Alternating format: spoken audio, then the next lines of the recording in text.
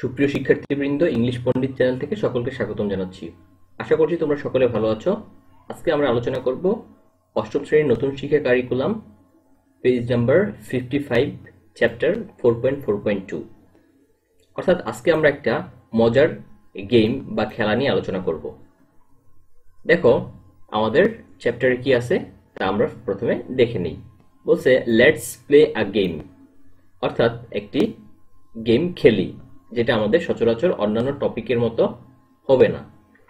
এটা totally different. অর্থাৎ আমাদের শিক্ষাকে বা পড়াকে একটু আনন্দময় করার জন্য গেমটা দেওয়া হয়েছে। লেটস প্লে আ গেম, চলো একটা খেলা খেলি। Instruction to play the game, game খেলার নির্দেশনা গুলো কি হবে তা এখানে দেওয়া আছে।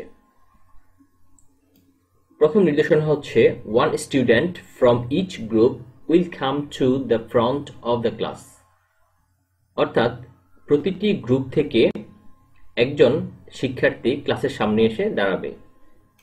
and এবং make a queue or line, একটি সারি অথবা লাইন তৈরি করবে।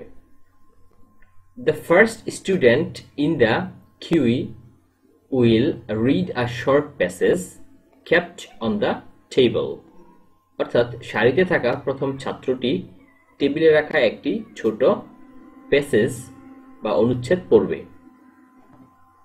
তারপরে she or he will tell the passage in his or her word to the next friend, অর্থাৎ সেখানে যে অনুচ্ছেদটি আছে সে তার পাশের বন্ধুকে বলবে।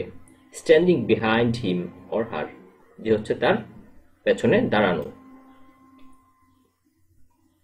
It will continue to tell, এটা বলতে থাকবে one by one, একের পর এক, up to the last student in the queue, অর্থাৎ সারিতে দাঁড়ানো সর্বশেষ শিক্ষার্থী পর্যন্ত একে একে বলতে থাকবে।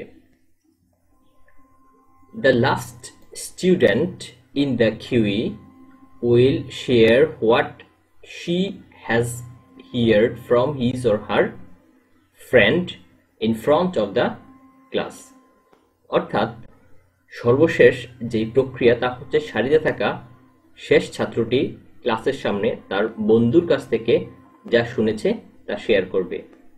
এর ফলে হবে কি, প্রথম বন্ধু থেকে শোনা যে অনুচ্ছেদটি এবং সর্বশেষ বন্ধু থেকে শোনা অনুচ্ছেদ এর মধ্যে অনেকটা অমিল পাওয়া যাবে। এরকম আমাদের সমাজে হয়ে থাকে যে একটা মানুষের কাছ থেকে শোনা তথ্য সর্বশেষ মানুষ পর্যন্ত পৌঁছাতে পৌঁছাতে তার ভিন্নতা দেখা যায়। এখানে ঠিক ওই ধরনের গেমটা তৈরি করা হয়েছে। আশা করি তোমাদের কাছে এই গেমটা অনেক মজা লাগবে, তোমরা সেটা নিজেদের মধ্যে করে দেখতে পারো। এই ছিল আজকে আমাদের টপিক। আমাদের পরবর্তী টপিক খুব দ্রুত আপলোড করা হবে। সে পর্যন্ত সকলে ভালো থাকো, সুস্থ থাকো এবং নিরাপদে থাকো। ধন্যবাদ সবাইকে।